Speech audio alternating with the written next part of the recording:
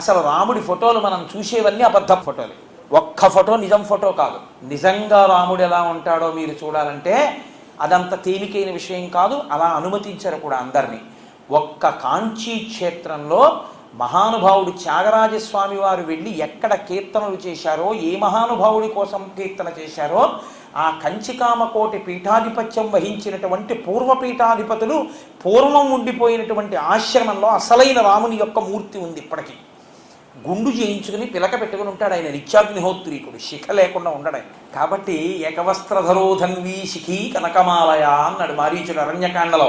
పిలక పెట్టుకుని ఉంటాడయా రాముడు గుండు చేయించుకుని, మహానుభావుడు బ్రహ్మచారి, అటువంటి వాడు మెళ్ళో ఓ హారం వేసుకు తిరుగుతుంటాడు. అబ్బో ఏమి తేజస్సో అని చెప్పాడు.